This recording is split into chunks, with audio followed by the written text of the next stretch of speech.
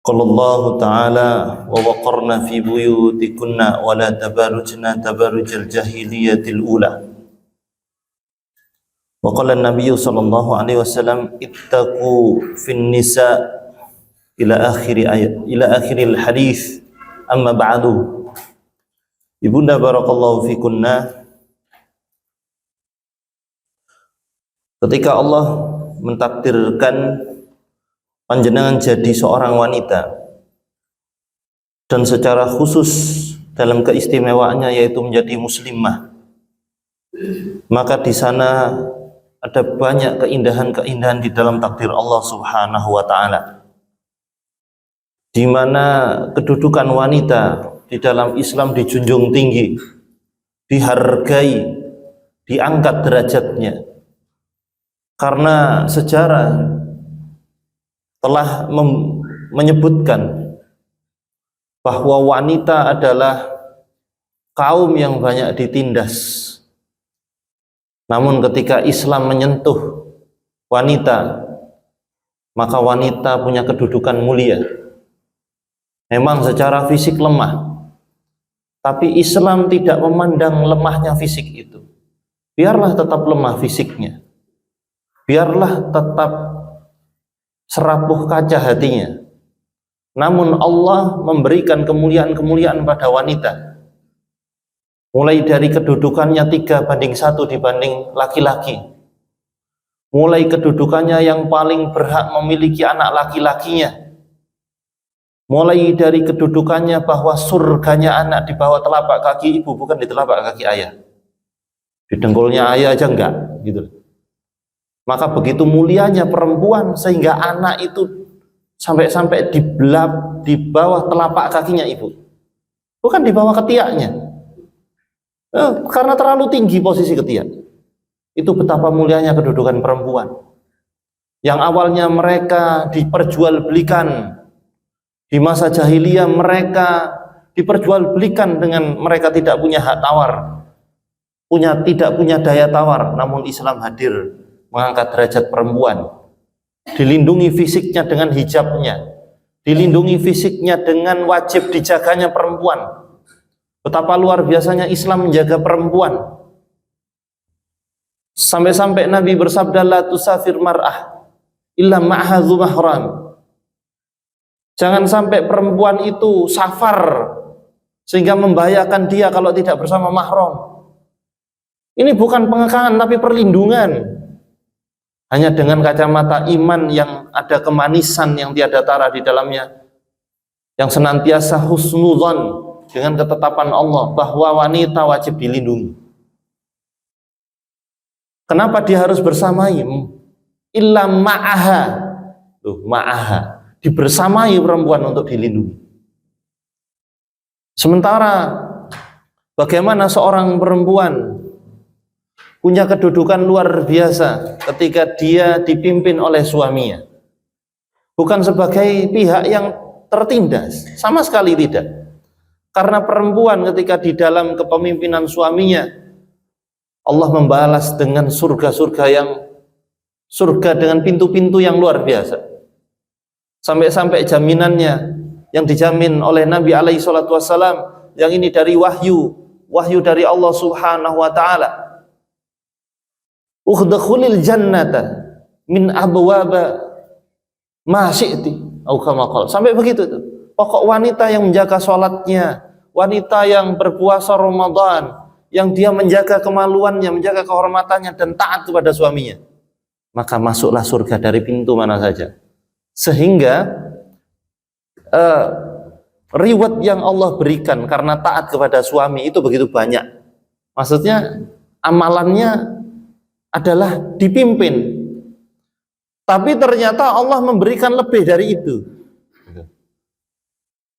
Lah ya, kerja 1 bulan, gajian 1 bulan sekali, disuruh-suruh selama 1 bulan saya mau dengan gaji 1 bulan sekali. Itu manusia, laki-laki atau perempuan. Tapi kenapa ketaatan yang dimana ini adalah amalan, yakni amalan dipimpin, itu dianggap ini ditindas? Mana mungkin? Allah memberikan kedudukan luar biasa. Ya, itulah diantara tingginya kedudukan wanita di dalam Islam. Tapi kalau Islam belum hadir, wanita itu tidak hanya dipimpin oleh laki-laki, tapi ditindas. Bahkan di masa jahiliyah, ibu-ibu, seorang istri itu tidak punya hak tawar ketika suaminya meminjamkan dia ke laki-laki lain. Itu sirah Nabi, sejarah, bukan dongeng ini. Terjadi di kalangan Arab, bahkan apalagi di Persia yang peradabannya maju, Yunani, Romawi, aduh wanita tidak karu-karuan. Dan seperti itu, seandainya nanti dengan kesepakatan berapa hari wanita itu dipinjamkan ke laki-laki lain, setelah itu pulang-pulang hamil misalkan, maka suaminya berhak mau menceraikan dia atau lanjut rumah tangga. Itu kondisinya. Wanita dibuat seperti itu. Sementara ada wanita-wanita yang tidak tersentuh dengan iman, merasa hidupnya seolah-olah dihimpit oleh masalah dengan laki-laki, yakni suaminya. Apa sih ujiannya panjenengan para wanita ini dengan suaminya? Apa kayak ujiannya Ibunda Asiyah Imra'atul Fir'aun? Enggak seperti itu. Apakah seperti wanita-wanita di barat? Apakah seperti wanita-wanita yang ada di masa jahiliyah? Tidak. Tentu saja itulah kemuliaan-kemuliaan wanita di dalam Islam. Dulu wanita nggak ada hak waris. Islam hadir dikasih waris. Liberal datang. Dia bilang nggak adil Islam, harusnya sama. Ketinggalan mereka. Dulu nggak dapat waris. Peradaban barat mana? Itu kan liberal dari barat. Peradaban barat mana yang memberikan hak waris kepada perempuan? Silakan cek sejarah. Hanya Islam yang memberikan hak waris kepada perempuan. Masya Allah, sudah selamat panjenengan jadi muslimah dengan penuh kemuliaan. Masya Allah, semoga meninggal jadi muslimah. Amin ya rabbal alamin. Itu baru pembukaan. Nah sekarang penutupannya. Kita nyampe hadis nomor berapa, Bu? 16. Masya Allah. Dikiranya tadi itu ceramah ya? Enggak itu. Enggak ceramah, bukan. Nomor 6, halaman 69 nggih.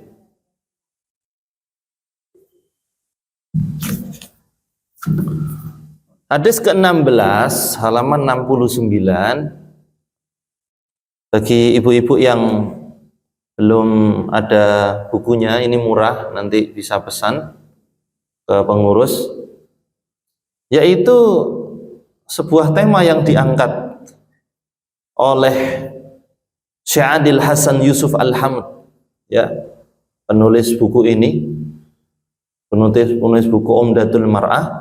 Kamu tidak perlu menyingkap kedua kaki dan betismu dengan alasan takut terkena najis di permukaan tanah. Yuk kita lihat bagaimana hadis yang diambil. An ummi walad li Ibrahim bin Abdurrahman bin Auf. Ini dari ummu waladnya Ibrahim. Ibrahim itu anaknya Abdurrahman bin Auf. Ibrahim ini adalah tabi'in. Tabi'in itu generasi setelah sahabat. Beliau juga ulama, putranya Abdurrahman bin Auf. Saya kurang paham ini dari istri yang keberapa. Saya telusuri belum nemu saya literaturnya. Ini adalah putranya Abdurrahman bin Auf. Kita tahu Abdurrahman bin Auf sahabat Nabi yang utama, di antara sahabat Nabi yang utama, circle yang di lingkaran terdekatnya Nabi ya, 10 sahabat yang dijamin masuk surga tanpa hisab. Masya Allah, hasabnya nurun ke anaknya. Anaknya juga seorang ulama ya. Abdurrahman bin Auf ini profesinya pedagang tapi juga ulama. Karena beliau juga periwayat hadis yang terbanyak. Salah satu di antara 10 periwayat hadis terbanyak. Pokoknya di 10 besar itu beliau masuk. Padahal sibuk dagang ya. Tapi masih bisa meriwayatkan hadis. Dan nggak sedikit loh hadisnya, ribuan. Luar biasa, sibuk dagang tapi masih meriwayatkan hadis. Ada orang nggak sibuk apa-apa, nggak sempet ngaji hadis, nggak usah hafal, nggak sempet ngaji hadis. Tapi cita-citanya masuk surga Firdaus, hebat ya, hebat luar biasa ya. Terus nang bojone lama barang masuk, subhanallah. Nauzubillah min dzalik.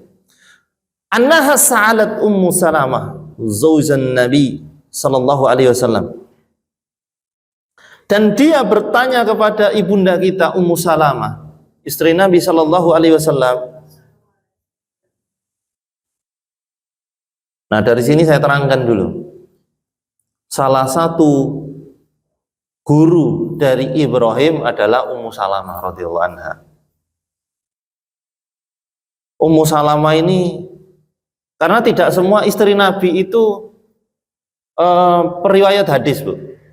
Yang nomor satu jelas tidak terkalahkan Ibunda Aisyah radhiyallahu anha. Beliau adalah periwayat hadis terbanyak nomor 3 setelah Abu Hurairah dan Anas bin Malik.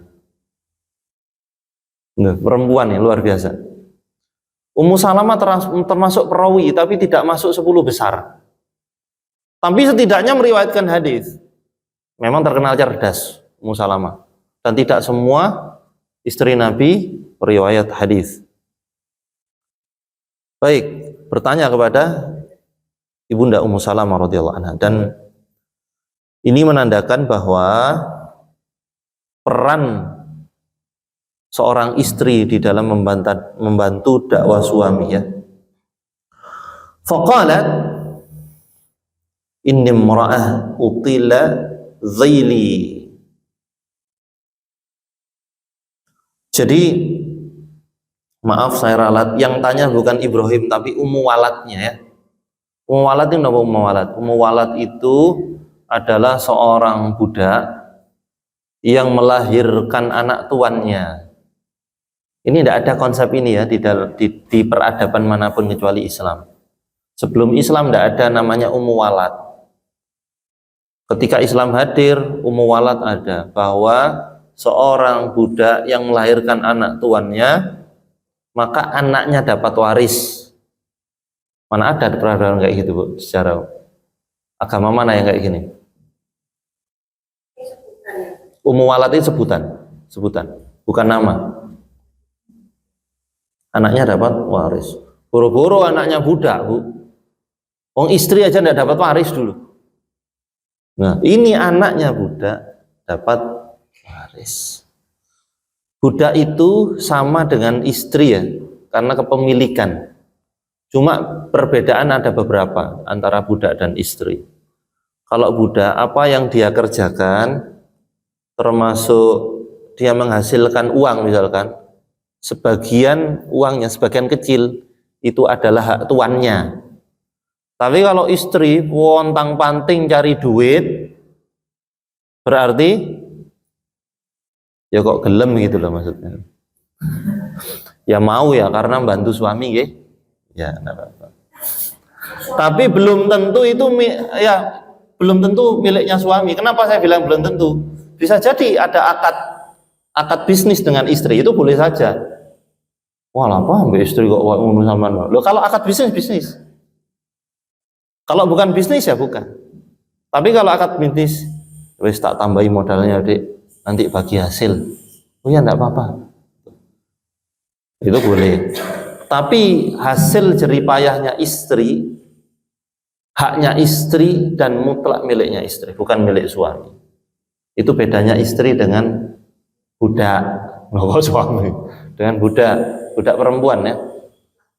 Budak laki-laki sama, tapi budak laki-laki itu tidak boleh bergaul dengan tuannya yang perempuan. Kenapa? Karena Islam menjaga marwahnya laki-laki sebagai pemimpin. Lah kan kok nanti kontradiktif. Budak harus patuh sama tuannya, sedangkan suaminya adalah budaknya. Loh gimana coba? Itu konsep itu detail Islam. Pokoknya panjenengan semakin belajar Islam tambah kegodek-godek terus. Kok iso ya kok ini?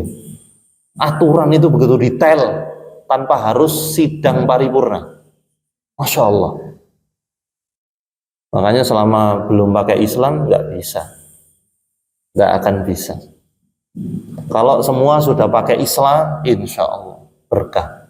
Ujiannya berkah, musibahnya berkah, ya bahkan kesuksesannya apalagi. Itu tuh konsep dalam Islam ya. Kalau budak laki-laki nggak boleh bergaul dengan tuannya yang perempuan. Kalau budak perempuan boleh bergaul dengan tuannya yang laki-laki. Ini bukan pemaksaan, bukan diperbudak. Karena budak bukan pembantu, ya. Beda loh ya. Kalau pembantu kan akadnya ijaroh, apa? Jasa. Ya, jasa yang bayar jasa, minta tolong bersihkan ini, saya bayar sekian, itu jasa. Lah kalau sampai pembantu naudzubillah min dzalik digauli, ya dosa zina. Kalau budak beda, dibeli. Budak itu dibeli, sehingga karena milik boleh digauli tuannya. Jangan salah paham nanti di luar. Islam menghalalkan perbudakan. Memang tidak ada dalil di dalam Al-Quran dan Sunnah mengharamkan perbudakan. Tapi juga tidak ada perintah untuk perbudakan. Karena perbudakan itu ada sejak zaman dulu. Islam cara menghapusnya halus. Nggak langsung, seandainya Allah dan Rasulnya bilang, dengan ini saya nyatakan bahwa perbudakan dilarang, itu pasti terjadi pertumpahan darah. Ya, orang-orang yang waktu itu orang-orang kafir bahkan bilang, lu kok enak wong ini hak saya, kok saya membayar mahal, Islam hadir merampas, kan gitu nanti. Tapi kan Rasulullah caranya begini, barang siapa membebaskan budak, kan begitu kan, maka dia begini dan begitu dimotivasi, ayo bebaskan, ditebus.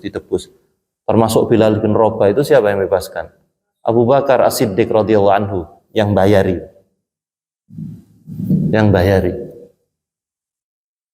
Dan budak-budak banyak itu yang dibebaskan. Ummu Salamah termasuk orang yang membebaskan budaknya sendiri dibebaskan dengan hartanya beliau. Atau bebaskan begitu saja, sudah berarti merdeka. Jangan apa?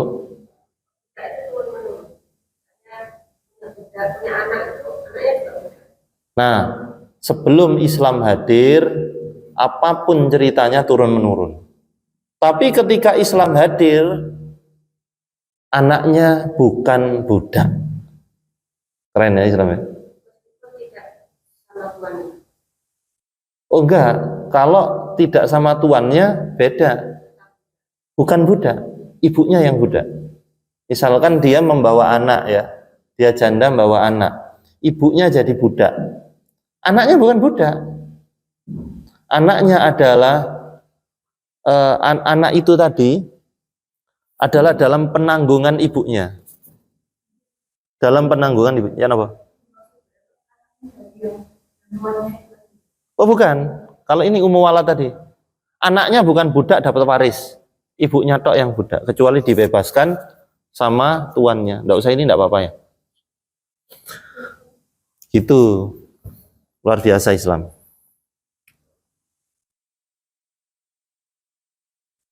Baik, kita lanjut. Ummu Waladnya Ibrahim ini, dia bilang, inni mra'a utila zaili. Zail itu aslinya maknanya ekor. Tapi bukan itu, bahasa Arab itu luas. Aku ini wanita yang suka memanjangkan ujung pakaian. Ya, suka dia memanjang ujung pakaian. Wa amsi fil makanil qadri atau qadhiri. Ya, dan aku sering berjalan di tempat-tempat yang kotor tanahnya. Jalannya itu kotor. Faqalat Ummu Salamah. Kemudian Ummu Salamah radhiyallahu anha ummul mukminin, beliau mengatakan, menukil perkataannya Rasulullah. Qala Rasulullah sallallahu alaihi wasallam yutahhiruhu ma ba'da. Dinukil perkataan suaminya beliau. Yutahhiruhu ma ba'da. Dan beliau mengatakan najis di permukaan tanah yang suci, yang disucikan oleh permukaan tanah yang setelahnya, ma ba'da. Baik, kita ambil faedahnya ya. Yang pertama, ini kan perilaku seorang budak perempuan yang dia memanjangkan pakaiannya sampai ke tanah. Apa tujuannya? Tujuannya agar tidak tersingkap kakinya, betisnya, telapak kakinya. Karena telapak kaki termasuk aurat. Begitu luar biasa kedudukan ketakwaannya. Ya, sampai kotor pun tidak masalah. Yang penting tidak terlihat auratnya. Ini menunjukkan apa? Ketakwaan itu bukan milik tuan. Ketakwaan itu bukan milik pangkat. Bukan milik ulama, karena beliau bukan ulama. Ya. Ummu waladnya Ibrahim ini bukan ulama. Ketakwaan itu bukan milik raja, bukan milik orang kaya.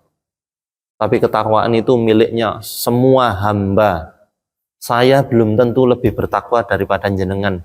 Mentang-mentang saya guru. Belum tentu. Nanti kan saya itu khawatir di akhirat ternyata zong saya. Panjenengan malah awi-awi saya. Loh Tat, kok ndek nisor sama Tat? Loh na'udzubillah min dzalik. Itu yang saya takutkan. Belum tentu, Bu. Ini belum final semuanya. Kita harus berjuang. Karena belum tentu itu tadi harus berjuang. Itu. Nah, inilah ketakwaan bisa berada di dirinya budak. Ketakwaan bukan miliknya direktur, bisa jadi OB itu lebih bertakwa daripada direktur dan surganya lebih luas.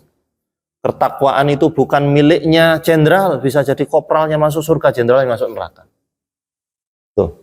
Tapi bukan berarti nanti itu sebagai kaidah bahwa yang bawahan, kopral itu masuk neraka, enggak juga. Justru kesempatan para pemimpin, para atasan itu surganya justru lebih luas seharusnya. Karena amalnya lebih luas. Mengurusi semua kebaikan-kebaikan. Seharusnya begitu. Yaitu prinsip utama ya. Ketakwaan bukan miliknya kedudukan. Itu harus dicatat. Yang kedua faidahnya. Karena ketakwaan bukan miliknya kedudukan, maka tidak layak kita merendahkan seseorang yang ekonominya di bawah kita, pangkatnya di bawah kita, kastanya bukan kasta, karena kasta itu konsepnya Hindu dan kita nggak ada konsep itu, karena konsep itu konsep yang tidak sempurna sama sekali. Ketakwaan bukan miliknya, maka tidak layak kita merendahkan seseorang karena kedudukannya di bawah kita. Ya bawahan, pembantu. Bisa enggak kita itu melakukan suatu hal, misalkan kita semua ini kumpulan di para direktur, direksi ya, pimpinan direktur utama. Bisa enggak kita ngobrol sama seseorang yang kaya, dengan OB, dengan tukang sampah, dengan pengamen sekalipun, dengan anak pang sekalipun sama. Kalau itu bisa dilakukan, Masya Allah. Berarti hatinya bersih. Bisakah kita berbicara dengan perilaku yang sama, memperlakukan yang sama kepada orang-orang yang tingkat sosialnya berbeda-beda? Maka Masya Allah, ketakwaan kita teruji di sana. Ya, ini faedah kedua. Bisakah kita berbicara, ngobrol dengan perilaku yang sama kepada panjenengan sudah punya besan, besan. Nah, besan itu macam-macam lah. Besan itu macam-macam. Ada besan yang mungkin tingkat pendidikan tinggi. Ada besan yang mungkin tidak sekolah. Ada besan yang mungkin dia agamanya bagus. Ada juga besan yang agamanya nggak bagus. Kalau kita sampai nggak sama interaksi dengan mereka, gara-gara tingkat itu, berarti ketakwaan kita perlu diperbaiki. Karena Rasulullah Shallallahu Alaihi Wasallam, beliau berbicara dengan musuhnya sekalipun, tawanan perang, tetap ramah, nggak pernah melotot, nggak pernah marah. Apa yang dimakan Rasulullah adalah yang dimakan tawanan perang. Adakah kayak gitu selain beliau? Ya Allah ya Rabb. Tuh. Siapa yang kita contoh kalau gitu? Kalau kita membedakan cara interaksi hanya karena tingkat sosial. Nah, bismillah. Dari hadis ini kita belajar faidah. Masya Allah, ketakwaan itu bisa ada di dalam dirinya budak. Zamannya Hasan al-Basri rahimahullah ta'ala, beliau adalah ulama tabi'in yang luar biasa. Bahkan ibadahnya semua orang Islam di seluruh dunia sampai hari kiamat itu pasti pahalanya nyambung ke beliau. Karena sanad ilmunya pasti nyambung ke beliau. Itu, Masya Allah, orang yang baik, orang yang luar biasa, rahimahullah. Beliau itu pernah sholat istisqa. Beliau kan satu zaman dengan Al-Fadl bin Iyad. Ini sama-sama ulama luar biasa. Fadl bin Iyad itu juga mantan rampok dulu, jadi ulama besar. Terus sholat istisqa, minta hujan. Biasanya kalau beliau-beliau itu sholat minta hujan, langsung turun. Belum selesai doanya turun. Ini kok tumben, tidak turun-turun hujan. Semakin sedih. Ya Allah, ada dosa apa saya ini? Setelah itu, semua pada agak bubar, dengan bertanya-tanya kenapa Allah belum menurunkan hujan. Ada orang yang pakaiannya lusuh, masuk musola, ke mihrab, doa, nggak sholat kok, doanya doa. Hujan langsung. Penasaran itu Hasan al-Basri sama Fadl bin Iyad. Kok bisa ya? Siapa dia ya? Pulang, dituti dari belakang, di mana rumahnya dia. Penasaran siapa dia ini? Oh, ternyata masuk sebuah rumah. Dan kemudian ketika rumah itu dihampiri, diketok pintunya, bertanyalah, kemudian keluar seseorang bertanya, loh tadi ada seorang yang begini dan begitu masuk rumah. Iya betul. Apakah dia tinggal di sini? Benar. Siapa dia? Dia budak saya. Budak. Terus cerita, Masya Allah haru. Cerita, tadi begini dan begitu kejadiannya, dia doa langsung turun hujan. Apa amalannya dia? Dia selalu menyisihkan upahnya untuk sedekah, padahal gajinya sedikit. Maka salah satu faidahnya adalah sedekah adalah salah satu amalan untuk memancing rahmat Allah dalam doa kita. Doa kok nggak dikabul-kabulkan, salah satu yang dikoreksi seberapa medit saya, begitu aja. Tapi yang kita ambil di situ pelajaran apa? Budak, laki-laki budak. Dan Hasan al-Basri itu bukan kiai biasa. Imam Syafi'i sama Hasan al-Basri utama mana? Hasan al-Basri. Padahal Imam Syafi'i sudah kayak gitu. Apalagi Imam Bukhari itu di bawahnya Imam Syafi'i, tangeh ya. Imam Nawawi di bawahnya lagi Mas ya. Tapi sudah luar biasa kayak gitu. Nah, ternyata Allah ingin memberikan sebuah hikmah kepada Hasan al-Basri. Ternyata memang doa itu hak prerogatifnya Allah. Kalau seandainya dikabulkan terus doanya, bisa jadi hati manusia GR. Lenda aku yang tidak iso, gitu nanti. Iya, Masya Allah. Tapi dengan penuh kerendahan hati, kisah ini disampaikan untuk menunjukkan saya bahkan tidak lebih utama daripada budak. Makanya seorang pelawak yang bagus kalau dia merendahkan seseorang gara-gara kedudukannya. Ini dia pelawak bener. Lucu maksudku. Kok banyol gitu loh. Apa yang membuat dia merasa lebih tinggi harta? Korun itu karena harta ditenggelamkan. Apa jabatan? Apa pangkatnya? Allah yang ngasih jabatan kepada Fir'aun dan juga ditenggelamkan. Kenapa jabatan apa? Ada yang jabatannya kayak Fir'aun. Paling cuma jenderal, paling cuma dirut BUMN, itu kan? Kadang-kadang si eselon aja metuwek gitu. Fir'aun ditenggelamkan. Apa yang dibanggakan? Oke. Karena dia kedudukannya macam-macam lah, orang kaya ini dan itu. Karena nasabnya, dia membanggakan nasabnya. Anaknya Nabi Nuh juga ditenggelamkan sama Allah. Hanya karena begitu. Hanya karena dia berlindung dari nasab. Bapakku ki camat, gitu. bapakku Satpol PP, bapakku menteri, bapakku begini dan begitu. Ya sudah, bapakmu, bapakku. Lah bapaknya Nabi Ibrahim pembuat berhala, anaknya Nabi. Ya sehingga itulah kedudukan ketakwaan. Makanya Allah berfirman, inna akramakum indallahi atqakum. Sesungguhnya yang paling mulia di sisi Allah adalah ketakwaannya. Sudah, berhenti sudah, harga mati ketakwaannya. Siapa yang paling mulia dari kita? Apakah yang gomisnya paling mahal? Apa yang hijabnya bermerek? Apakah yang kacamatanya adalah kacamata termahal? Oke, apakah HP-nya karena mereknya Apple? Masih HP ini mereknya kedondong kalau mulia-mulia. Itu. Mulia itu karena takwa, bukan karena yang lain. Sudah itu kita genggam. Sudah. Sehingga tidak pantas membanggakan diri, memuliakan dirinya karena kendaraannya, karena hartanya dan lain-lain. Dan merendahkan diri ketika melihat kendaraan orang lain lebih buruk dari kita. Panjenengan membawa Mercedes terus merendahkan Avanza gitu. Tidak cocok ya. Jadi konsep ini konsep yang bodoh. Ya. Kemudian Ibunda barakallahu fikunna. Faedah berikutnya yaitu terkait dengan pengorbanan dalam ketakwaan.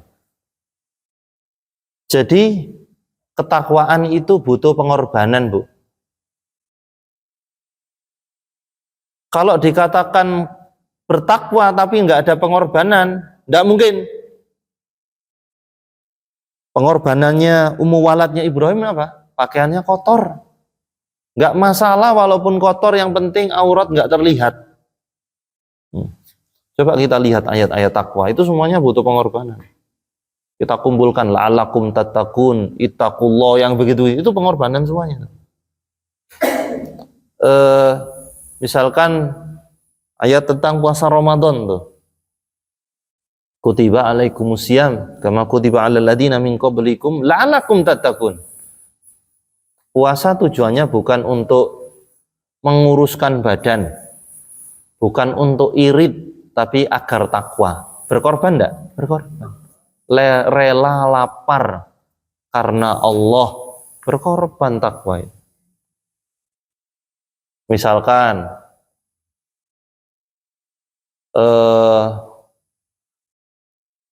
fa aslihu baina akhwaikum wattaqullah, damaikanlah saudaramu yang sedang bertikai, bertakwalah kepada Allah. Mendamaikan orang yang bertikai itu berkorban itu.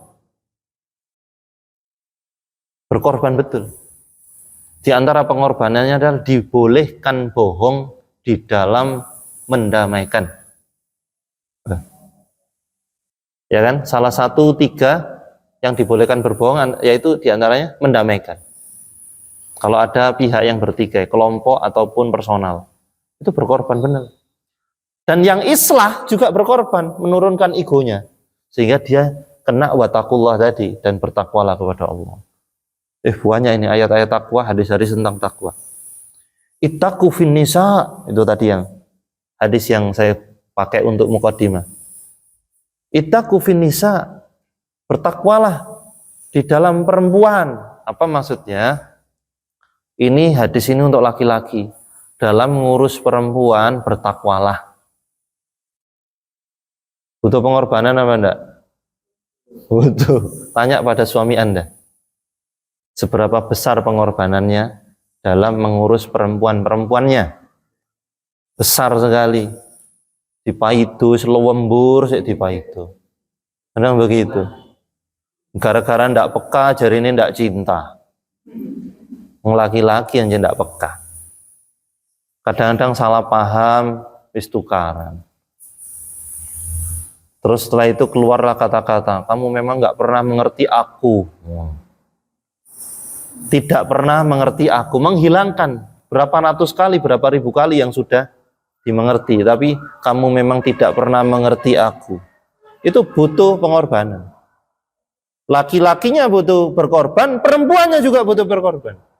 Pokoknya bertakwa itu butuh pengorbanan. Sekarang pertanyaannya begini, Bu. Kalau bertakwanya waladnya Ibrahim rahimahullah itu mengorbankan pakaiannya, ndak apa-apa kotor, yang penting saya bertakwa, aurat tidak tersingkap. Sekarang coba perjalanannya panjenengan sampai sekarang Allah gerakkan ngaji, senang ngaji. Perhatikan pengorbanannya jenengan.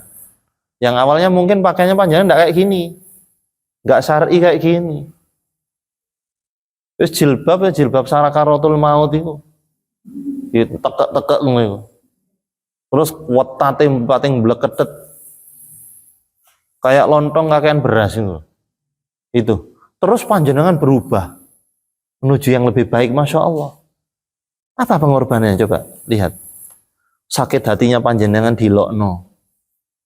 Oh, fanatik, saiki fanatik, ekstremis, sok suci, bahkan gitu, radikal, macam-macam, aliran sesat, aliran listrik, macam-macam, irigasi.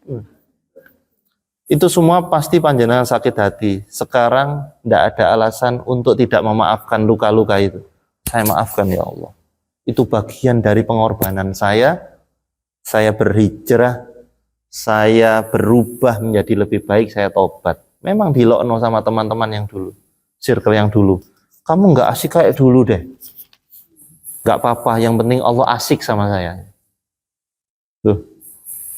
Pasti itu banyak pengorbanan di keluarga, itu jelas. Coba Rasulullah ketika menjadi nabi, beliau ditentang sama keluarganya. Siapa Abu Lahab itu? Abu Lahab itu pamannya Nabi. Itu penentangnya yo sak bibi barang. Rasulullah saja ditentang sama keluarganya. Lah kita hijrah jadi lebih baik. Mek dipahidu moro tuwa.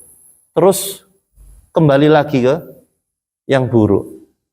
Yang awalnya bergelimang riba, apa-apa riba. Setelah itu ndak pakai riba, dipahidu. Mesti itu. Kamu kalau gitu ndak bisa maju. Oh itu. Mana mungkin bisa dagang kalau ndak pakai riba? Ini ndak melek sejarah ya. Abdurrahman bin Auf itu dari nol. Yang membuat seorang sukses itu karena tawakal sama Allah dan skill itu sudah. Bukan modal. Apa yang rahasianya? Apa modal utama orang sukses berdagang? Apa duit? Bukan, skill. Yang pertama ya tawakal sama Allah, menyandarkan urusan sama Allah. Yang kedua skill. Lah mental dagangnya kacau, kasih duit berapapun ya, rugi titik, dicelatu sedikit itu, drop.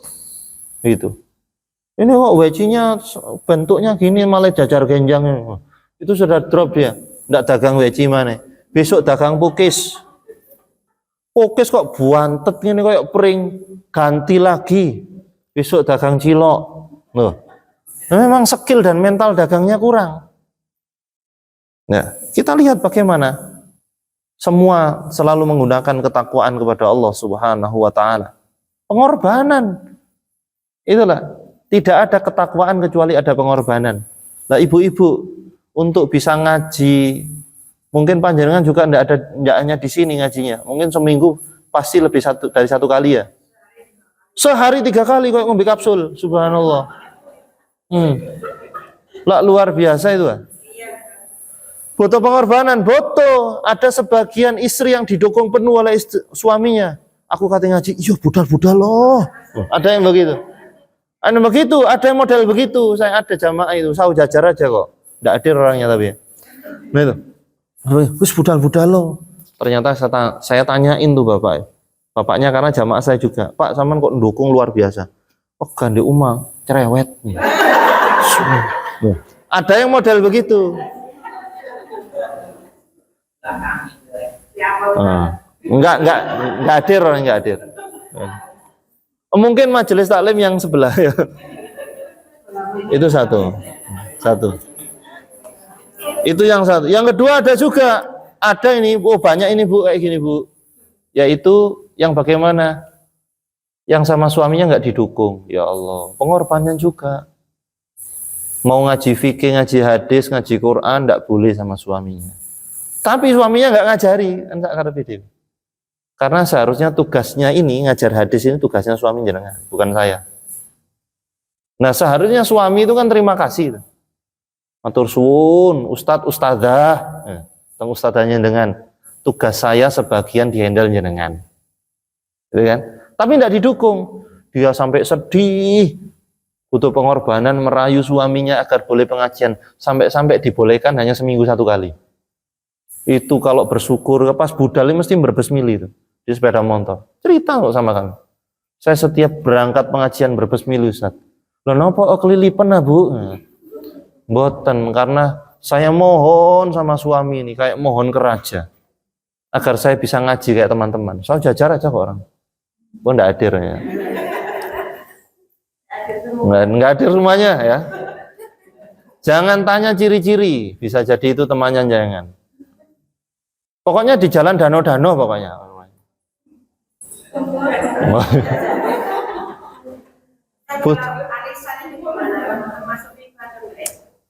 Arisan itu bisa riba, bisa enggak. Kalau unsur riba fadl, riba kirot, riba nasi'ah, riba baik enggak ada, maka ya enggak riba. Ya kan arisan itu apa sih? Nabung. Nabung. Jika dari awal anggotanya 10, dengan kesepakatan di awal, nanti ada yang dapat giliran pertama, bisa begitu kadang-kadang. Giliran pertama saya ini disepakati. Setelah itu ada juga pakai undian, tapi konsepnya nabung. Nah berarti kalau konsepnya nabung, ya yang dapat lebih awal dia hutang. Oke, baik. Kalau dari awal 10 sampai akhir harus 10 anggotanya, enggak boleh nambah. Itu 1. Insya Allah enggak riba. Ya 1. Nanti dulu itu 1. Kemudian yang kedua adalah jika tidak ada tambahan-tambahan di luar itu maka tidak riba.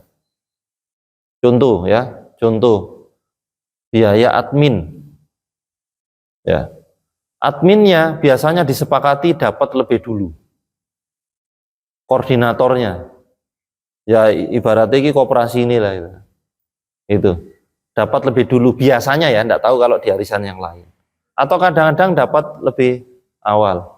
Nah, biaya admin ini bukan biaya admin sebenarnya ya. Tapi sebenarnya adalah penarikan manfaat di dalam simpan pinjam. Ya, hakikatnya apa namanya? Niatnya nabung tapi ada simpan pinjam.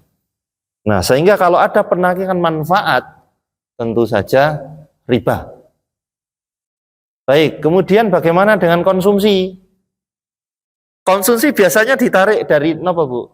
Di luar itu apa hasil arisan? Ada konsumsi, ada tarikan untuk konsumsi. Kayak gini, arisan 100 ribuan untuk 10 orang 1 juta. Katanya kan juga tetap 1 juta tidak ada admin. Tapi kan untuk konsumsi kita harus keluarkan juga. Kayak itu gimana? Ya konsumsinya 2 juta. Iya. Ya, baik, kalau di awal tidak disyaratkan bahwa konsumsi diambil dari uang arisan itu, maka tidak riba. Kalau disyaratkan, maka riba. Karena riba itu disyaratkan di awal. Pokoknya oleh 1 juta engko konsumsi on juga tuh aku dulu zaman. Lah konsumsinya juga dimakan. Nah sementara di situ kan ada yang akadnya minjem.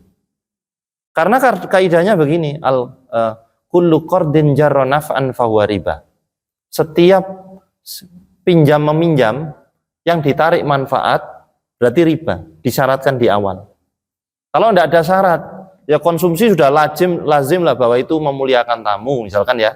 Tidak usah dijadikan syarat, maka konsumsinya bukan riba. Entah dia ngambil dari itu atau dari yang lain. Itu, sehingga tidak ada syarat. Kalau disyaratkan wajib ada konsumsi diambil dari situ, maka riba. Konsumsi tidak boleh diwajibkan karena ini memuliakan tamu memang wajib, tapi kadarnya sesuai kemampuan tuan rumah. Betul Bu? Ya, gitu ya. Kalau seandainya di rumah Ibu A yang dapat pertama itu tadi, konsumsinya mewah itu, kambing 1, sapi 2, misalkan. Lah kan memuliakan tamu. Wong arisan ini bagi Ibu A ini adalah alat untuk kumpul-kumpul aja. Dia sudah tidak butuh duit. Wong duitnya sudah triliunan. Nah, ternyata ketika dibangunkan tidur tadi itu mimpi. Ternyata di Ibu B giliran kedua dapat konsumsinya mek getas alot. Terus sama teh itu keirengen teh. Teh terlalu hitam, bukan teh hitam. Kalau teh hitam fermentasi bagus. Ini tehnya kehitaman. Terus cap kobra, cap ulo itu. Saya mau nyebutkan ular yang satunya nanti ngenyek ya. Pokoknya cap kobra. Terus setelah itu ndak pati banyak guloi. Terus getasnya alot, akhirnya getasnya dicelup teh. Ditunggu sampai beberapa menit baru jadi bubur teh. Ini seblak, namanya seblak getas. Nah dia tidak boleh protes, ini gimana itu? Kok konsumsinya arisan kayak gini? Tidak boleh protes karena tidak ada syarat. Kalau sampai disyaratkan, maka riba. Dan Wallahu a'lam bishawab. Fikihnya arisan panjang ya, cuma intinya gitu ini.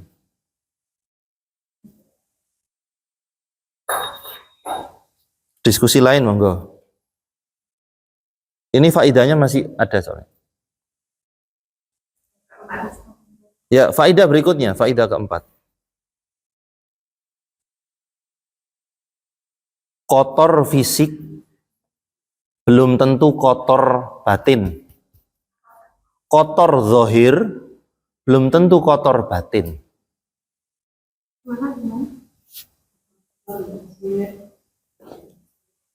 Kotor zahir belum tentu kotor batin.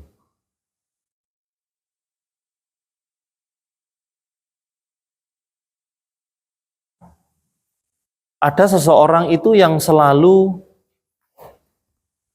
mengutamakan zahirnya. Pokoknya yang penting itu dipandang orang bagus fisiknya, pakaiannya, rumahnya, tampak luar, tapi batinnya keropos. Dan ini bukan prinsipnya orang Islam. Waladnya Ibrahim, rahimahullah, beliau tidak mempermasalahkan pakaiannya kotor. Yang paling penting hatinya yang bersih, hatinya yang suci. Masya Allah. Karena memang kurikulum di dalam Islam, entah itu laki-laki atau perempuan, dia akan lebih mementingkan bersih-bersih hati dibanding bersih-bersih fisik. Walaupun bersih-bersih fisik juga perintah dari Allah dan Rasulnya. Betapa banyak ayat dan hadis yang memerintahkan untuk memperhatikan fisik. Masalah ibadah, misalkan ibadah sholat ya, ini kan gerakannya fisik. Allah juga mementingkan fisik itu kepada diri hamba. Buktinya ada ayat, khudhu zinatakum inda kulli masjid. Gunakanlah perhiasanmu, maksudnya pakaian terbaik ketika mau ke masjid. Berarti kan fisik. Cuma kan semua ibadah yang paling awal adalah niat. Loh, itu hati. Niat tok, tapi ke masjid pakaiannya adalah pakaian yang tidak terbaik. Pakaian yang apa ala kadarnya dan ketiaknya pun bau, maka ini tidak disukai. Mulutnya bau ke masjid, maka tidak disukai.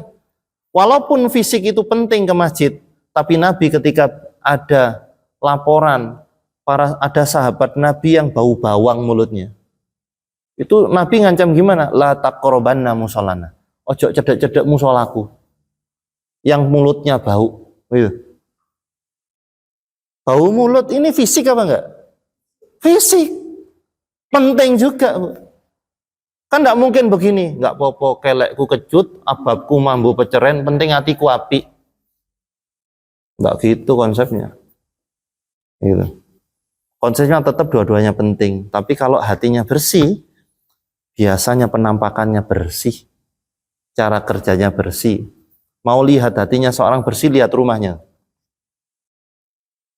Jadi, lihat rumahnya bagaimana dia nata. Bagaimana dia jaga kebersihan. Bukan lihat rumah mahalnya ya, bukan ya. Bisa jadi rumahnya itu kecil, tipe 10. Kok tipe 25? Tipe 10. Misal. Ya. Atau 2 kali 5. Ya, 2 kali 5. Rumahnya Nabi berapa? 3 kali 6. Rumahnya sak kamare, sak jedinge, sak ruang tamu. Ya. Itu kalau seandainya bersihnya hati itu dilihat dari tipe rumahnya, berarti kan bagaimana hatinya Rasulullah? Rumahnya kayak gitu. Bagaimana dengan hatinya Fir'aun? Istana. Insyaallah. Istana itu hatinya. Kalau melihat hati dari hanya sekedar itu. Tapi bedanya dengan orang beriman, bersih rumahnya karena imannya benar. Kita nggak melihat rumahnya orang kafir, bisa jadi dia bersih. Tapi bersih itu karena hukum normatif. Ya gimana nanti dipandang orang. Tapi kalau orang beriman nggak, ya gimana nanti dipandang Allah. Beda nanti. Sehingga dia tidak akan, ya tadi kan saya ngomong orang kafir, orang barat. Ya. Rumahnya kan yang tampak di TV bersih-bersih, tapi di Amerika itu banyak juga ya, orang-orang yang kumuh-kumuh banyak. Hanya tidak ditampakkan di film-film Bollywood. Kok Hollywood? Hollywood ya. Film Bollywood juga sama. Itu kan sama yang itu kan suki-suki kayaknya. Kayak Bollywood India. Nah sehingga kalau orang beriman mau tahu keimanannya bagus, lihat rumahnya. Lihat kamar mandinya pesing apa enggak. Pesing enggak, keriwilan sih akeh gitu. Ngelumut, ya Allah, itu lumut itu 2 kali Agustus itu. Padahal orang-orang Agustus kerja bakti yo ngechat. Wong jalan aja dicet sama orang-orang. Polisi tidur dicet gara-gara Agustus. Ini sudah 2 kali Agustus, 2 kali Lebaran. Nah, nggak pulang-pulang, Bang Toyib lah nih kemarin. Itu tetap lumut ya. Dia tetap bagaimana lihat pakaiannya, walaupun murah. Tapi lihat bagaimana pakaiannya, rapi, bersih. Bisa jadi itu pakaian lama, dia nggak sanggup beli pakaian, tapi bersih, rapi. Lihat diri Rasulullah. Kata Ali bin Abi Thalib, tidak ada yang pernah aku lihat yang serapi beliau itu. Dari umatnya Rasul kok belgadus itu kan tidak seperti itu. Baik, intinya apa, Bu? Bisa jadi seseorang itu secara fisik kotor karena pekerjaannya. Karena pas kerja ya, kotor, tukang sampah dan lain-lain. Tapi bisa jadi hatinya lebih bersih daripada orang yang rumahnya paling bersih. Tapi karena hatinya kotor, dia akan Allah jauhkan dengan sesuatu yang suci. Sesuatu yang suci dijauhkan dengan Al-Quran, dijauhkan dengan masjid, dijauhkan dengan majelis zikir. Itu butuh dikira itu hatinya tuh. Walaupun rumahnya bersih. Nah.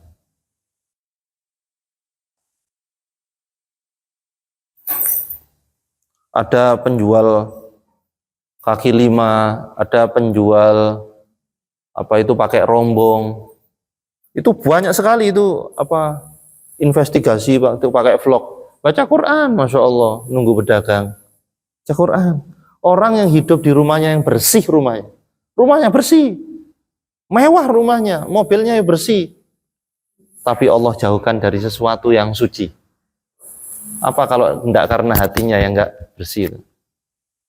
Sehingga kurikulum dalam Islam yang paling diutamakan adalah bersih-bersih hati.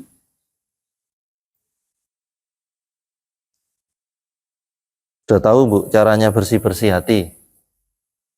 Ada 2 menurut Rasulullah Shallallahu Alaihi Wasallam. Beliau bersabda, Inna hadhil quluba tasda.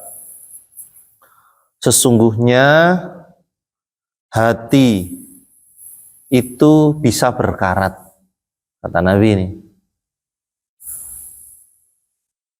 Kama yasda'ul hadid, kama yasda'il hadid idza asabahul ma. Sebagaimana terkenanya besi dengan air. Jadi hati ternyata bisa berkarat. Nabi mengibaratkan besi. Nah, karena diibaratkan sama besi, berarti namanya hati ini butuh dirawat, ya, butuh digosok biar kinclong. Nah, cara gosoknya gimana? Itu sudah ditanyakan oleh sahabat Nabi dalam hadis ini. Kaifa jilauha ya Rasulullah? Terus bagaimana ya Rasulullah memperlakukan hati yang berkarat?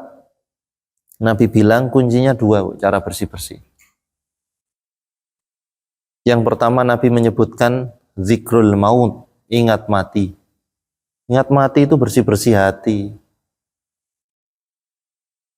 Yang kedua, tilawatul Quran, membaca Al-Quran.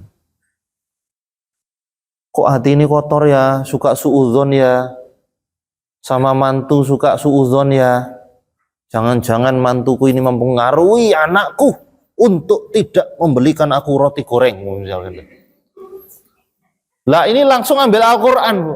Ambil Al-Quran ini. Loh, Mah, mau ngapain? Bersih-bersih hati, Nak. Ditanyain mantunya tadi itu. Tuh. Langsung ambil Al-Quran. Oh, iya. Insya Allah setelah baca Al-Quran, panjenengan beli sendiri roti goreng. Gitu. Karena tidak berharap kepada makhluk, pada anak gitu. Ini sejak anakku nikah ini ya, paling ini kena pengaruh istrinya. Nggak pernah miss call, nggak pernah telepon. Nah, memang tambah sibuk anaknya. Nah, penyakit hati yang lain, dengki, iri, sudah orang akan karena minim nguntal obat namanya yang dua ini tadi. Kenapa? Ingat mati sama tilawah Quran. Tilawah aja, nggak harus ngerti. Kepingin bersih lagi, ngaji. Ngaji tafsir. Itu tambah bersih hatinya. Masya Allah. Nggak akan pernah suudzon juga seorang anak kepada orang tuanya. Papai pelit, mama podoai, setel wong luru. Nggak akan begitu. Dia tidak akan suudzon bahkan kepada siapa. Sulit suudzon itu. Tapi bukan berarti nggak cerdas. Karena ada ilmu namanya suudzonisme. Ini ilmu anak S2 ya. Iya, anak S2 yang kuliah di tempat yang salah. Nah, suudzonisme. Jadi, jangan-jangan, itu. Jadi dari situlah dia katanya bisa berhati-hati. Menurut saya enggak. Islam punya cara sendiri, yaitu akal berhati-hati. Yaitu pakai kaidah-kaidah. Ada kaidahnya. Kaidahnya banyak sekali. Kaidah fikih itu untuk berhati-hati, kaidah fikih. Ada 100 ya. Tapi tidak dikaji di sini. Saya kaji di Batu. Itu pasti cerdas. Enggak butuh bimbel tuh. Cerdas pasti. Enggak butuh S3. Tidak butuh suudzon. Lah kaidah fikih diambil dari Al-Quran, balik lagi, Bu. Balik lagi. Masya Allah. Jadi pasti kalau ada orang yang hatinya kotor, pasti demi Allah jauh dari obat dua ini sudah. Nah sekarang PR kita semuanya termasuk saya, di poin mana ya hati saya nggak bersih ya, koreksi sudah. Oh kurang jos ini obatnya, kurang banyak saya dosisnya ini. Lah satu kali baca cuma alif lam mim shadaqallahul azim. Coba cek Al-Qur'annya siapa yang masih kinclong di rumah.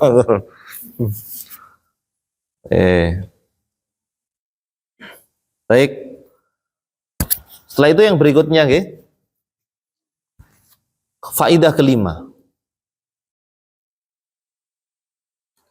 Faqalat Ummu Salamah, ketika Ummu Salamah mengatakan, kemudian dinukil perkataan oleh Ummu Salamah, dari perkataan suaminya sallallahu alaihi wasallam, yutahhiru ma ba'dah.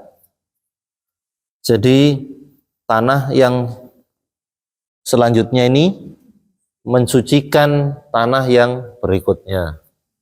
Kata-kata yutahhir, Nabi tidak bilang yunadzif. Beliau tidak bilang membersihkan, tapi mensucikan. Karena bersih dan suci beda. Sehingga tidak ada orang yang mengatakan kalau ketika safar, ayo sholat, kotor. Wah, itu bukan pakaiannya kotor, hatinya yang kotor. Ayo sholat dulu, kotor, enggak. Ayo ke masjid, ayo tilawah, ayo pengajian, belum pantas saya. Enggak ada belum pantas. Dari mana itu kaidah yang mengatakan ini pantas dan tidak? Itu karena hatinya kotor, jauh dari itu. Kemudian ketika diajak juga dalam perkara-perkara baik, ayo daftar haji bu, duit sama triliunan. Aduh, durung pantes aku. Lu durung pantes. Hatiku masih kotor. Lah justru kotor, ayo ke Baitullah. Begitu. Bu Saman itu ke Perancis bolak-balik masuk nang Baitullah nggak pernah. Ayo umrah bu.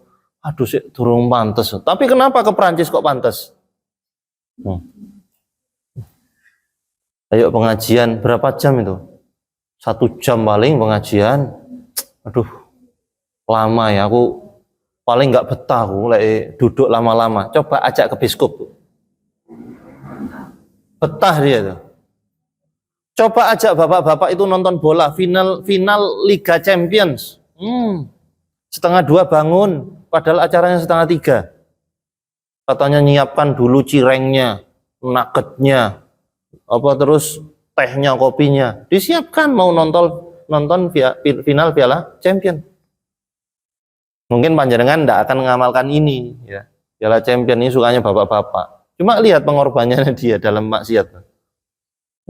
Lihat finalnya Barcelona sama Real Madrid. Waduh, itu disiapkan, masya Allah.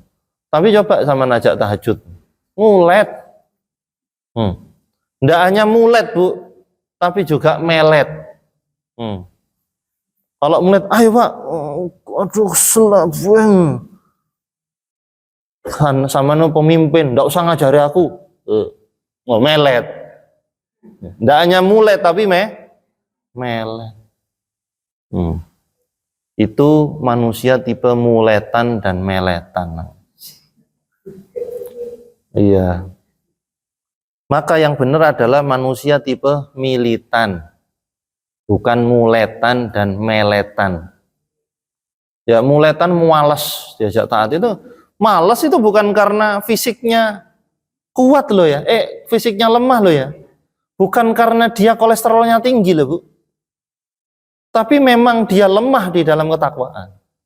Itu bukan miliknya badan. Ketakwaan bukan milik badan. Namrud yo gede dur. Itu Namrud itu. Tapi Ibnu Mas'ud keceng cilik kuru tapi jihad loh ya. Enggak, tampan beliau. Ibnu Mas'ud radhiyallahu anhu termasuk sahabat yang tampan, tapi tingkat biasa aja secara fisik. Yang tampan di atas rata-rata itu ya, Ali bin Abi Thalib. Ibnu Umar itu tampan di atas rata-rata. Rasulullah jelas itu tidak ada tandingannya. Ada hadis? Enggak ada. Tidak boleh ada lukisan dulu. Tidak pernah ada sahabat Nabi yang dilukis. Utsman bin Affan di atas rata-rata. Tapi bukan tampan, manis. Manisnya di atas rata-rata. Itu kitab sejarah semuanya, Bu, kitab tarikh. Utsman, kalau seandainya dia wanita cantik, katanya semua sahabiah. Ya, mayoritas sahabiah sepakat. Utsman kalau jadi wanita, dia manis, cantik dia. Jadi bukan sekedar ganteng, walaupun kulitnya Utsman bin Affan nggak putih-putih banget, nggak kayak Rasulullah. Rasulullah putih banget, masya Allah. Tuh, itu luar biasa. Abu Lahab tampan loh, Abu Lahab tampan, tapi masuk neraka. Kok usah tahu? kitab tafsir. Abu Lahab itu putih. Dia marah sedikit aja memerah. Apa kalau tidak putih kulitnya? Dan dia tampan. Lah kalau ireng namanya bukan memerah, kileng-kileng namanya. Kalau kelenteng. Gitu. Sehingga namanya suci dan bersih beda. Kita lebih mengutamakan bagaimana kesucian. Kalau kesuci itu kalau suci itu bisa jadi bersih, bisa jadi kurang bersih, tapi suci. Bisa jadi bernoda. Lah ini tadi ini kotor, bernoda. Tapi kan suci, tanahnya tanah suci. Kotornya bukan dari sesuatu yang najis. Najis bukanlah dhon. Najis bukan dhon. Koyok iki najis deh, bukan. Harus dohir. Oh, misalkan kotoran cicak masih basah, najis. Kelihatan nih kotoran cicak dari tipenya. Ini cicak kecil, hitam, toppingnya putih. Itu mesti cicak. Nah, oh ini kotoran ayam, tidak najis, tapi kotor, dibersihkan, tidak najis. Kotoran ayam tidak najis, dia suci tapi tidak mensucikan, jadi tidak boleh dibuat odol ya. Nah, dia tidak mensucikan. Khawatir kok gaya siwak namanya.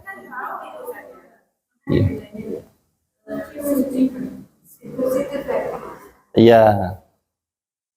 Setiap hewan yang halal dimakan dagingnya, maka kotorannya tidak najis tapi kotor.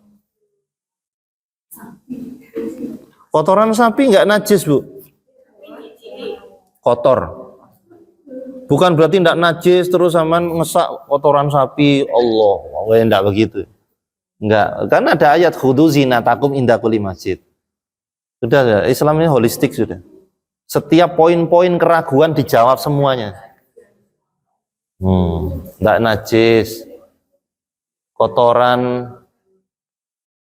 apa? Pokoknya yang halal dimakan enggak najis. Kotoran kambing enggak najis. Najis. Kucing boleh enggak didendeng, Bu? Nah, ini setik apa? Setik kucing. Nah. Ya, kucing haram dimakan. Najis. Nggih? Oh, cuma benekno posisi mon. Nggih. Berarti kalau kencingnya kucing itu najis. Najis. Cuci sampai hilang bau dan warna. Najis.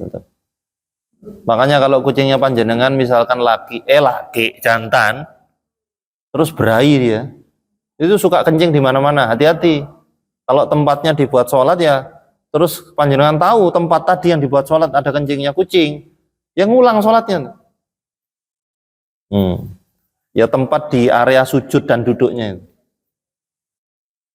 Nah kalau begitu Allahu Akbar, terus sama lihat gini, Bismillahirrahmanirrahim. Loh, telek kucing. Apa yang dilakukan? Pindah. Ini. Pindah begini. Onok maneh? Pindah.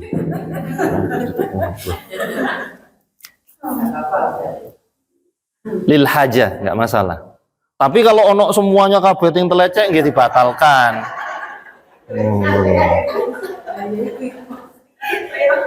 Lah yang telecek pindah tutup pasar nanti. Lah, apa hukumnya sholat di kandang? Nabi pernah sholat di kandang kambing. Enggak, ayam enggak populer waktu itu. Kandang kambing. 1 kali. Bukan sengaja nyari kandang kambing untuk sholat, tapi sholat sunnah ya, bukan sholat maghrib, bukan sholat wajib. Jadi ini hadis ini perlu disaroh.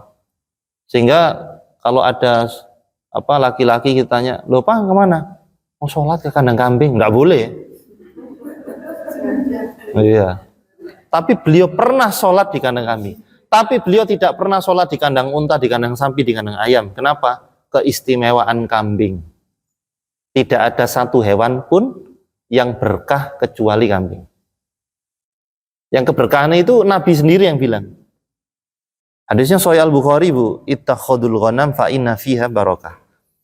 Ambillah semua dari kambing karena di dalam kambing semuanya berkah. Semuanya, dagingnya, daging paling enak. Tanya kepada orang yang penyuka daging. Cita rasa tidak ada seperti enaknya kambing.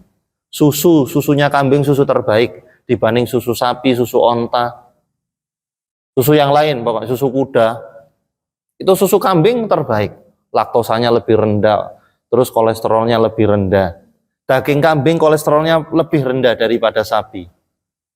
Tuh, Masya Allah, kulitnya bermanfaat. Terus yang mengembalakan efeknya dia bisa sabar. Kalau mengembalakan kambing itu, orang otomatis sabar kalau dekat-dekat kambing. Kalau dekat-dekat onta, sombong. Kalah. Ya karena dekat-dekat hewan buas akhlaknya nular, Bu. Dekat banteng itu. Sudah enggak usah bahas itu, Bu. Nah, maka itu tadi akhlaknya hewan nular. Tapi kambing istimewa, bisa sabar. Makanya kami cita-cita di pondok kami nanti ada kambing. Ada tarbiyah untuk santri. Terus kemudian sabda Nabi termasuk ini, yaitu ma ba'atsallahu rusulan illa ra'al ghanam atau kama qala. Tidaklah Allah ngutus rasul kecuali semuanya ra'al ghanam, yaitu pengembala kambing. Yesus itu pengembala kambing. Ya, domba.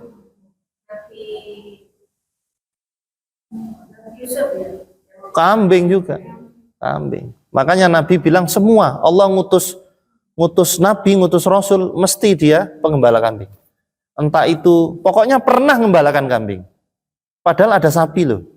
Surat Al-Baqarah, loh ada sapi sudah. Onta, jelas ada. Jelas ada itu. Nabi Hud, salah satu mukjizatnya ya onta. Tapi beliau bukan penggembala onta.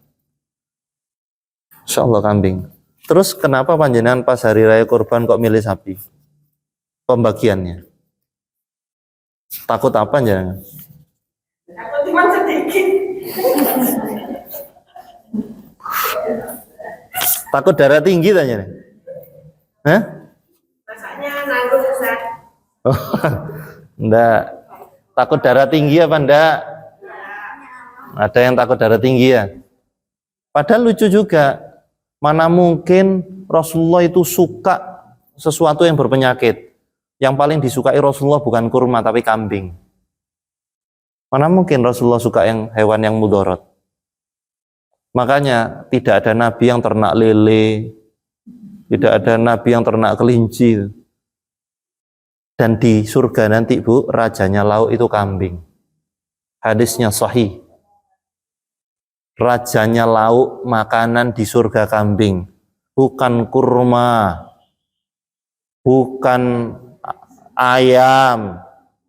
Geprek sih enggak ada apa-apanya, Bu.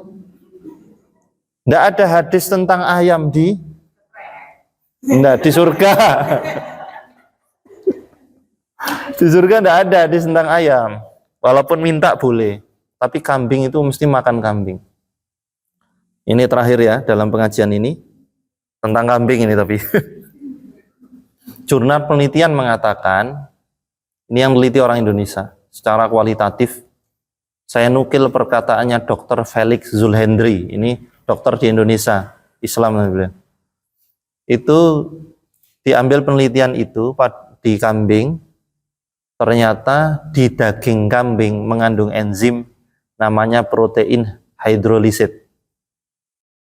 Protein hidrolisit. Enzim apa ini? Enzim yang menurunkan tensi. Iya, Tidak ada enzim ini di hewan yang lain. Obat tensi adalah, jangan ragu Bu, kambing. Kambing, daging kambing obat tensi. Kenapa seseorang ketika makan kambing kok tensinya tinggi? Ada 3 kemungkinan. Ada 3 kemungkinan. Yang pertama adalah psikosomatik. Sudah termaktub di dalam otaknya, kambing menyebabkan darah tinggi. Jadi belum nyentuh kambing, masih dikenek notok langsung tensi tinggi. Itu namanya psikosomatik. Itu.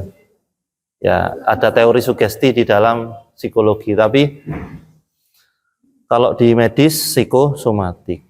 Kemungkinan kedua, asin. Olahan kambingnya asin.